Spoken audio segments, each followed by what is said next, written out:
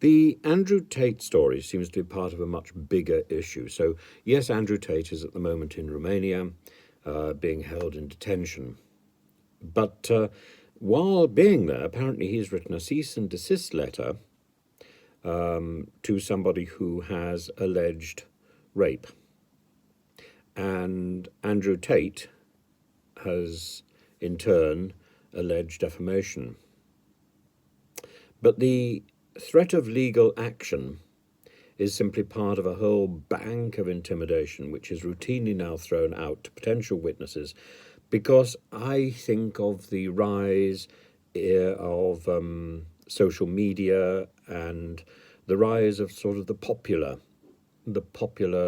movement, enlisting popular support, enlisting popular opprobrium, fans and activists who can get vocal and can intimidate and threaten potential witnesses. So we have to think, is there a way in which we can better control social media? Is there a way in which we can discourage this sort of online bullying, this campaign of clear intimidation and so on? Where is it going to? And at the same time, the more I look at it, the more I think Andrew Tate's entire career has been predicated on gaps in social media legislation. Now, I don't think there's very much legislation we can produce, and I think particularly the stuff which is being touted by people like by has-beens, by people like Nadine Dorries and her various successors. I don't think that that's a way forward.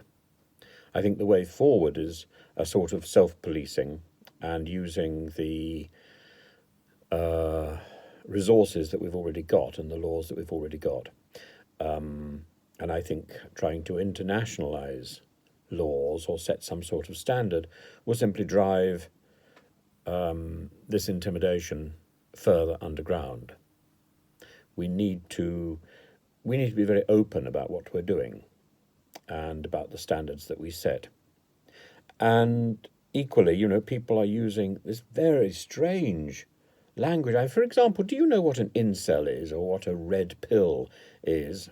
Well, the red pill thing starts its life with a reference to the Matrix. Do you want a red pill? Do you want a blue pill?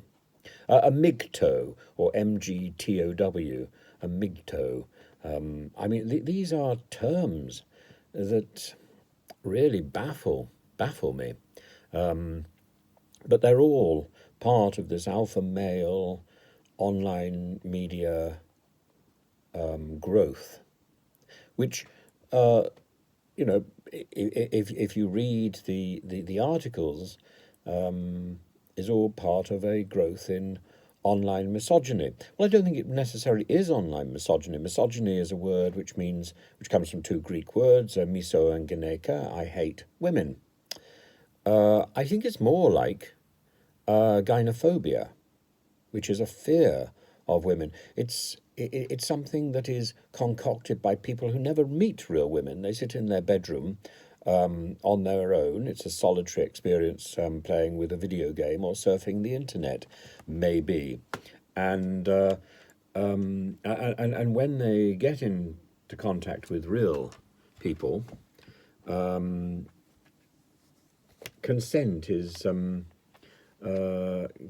often seen as something ironic. A no is seen as a yes. It's extremely dangerous, and of course, with all these subcultures developed in the bedroom on their own, you've got a subculture of a subculture of a subculture. This is individualism gone wild.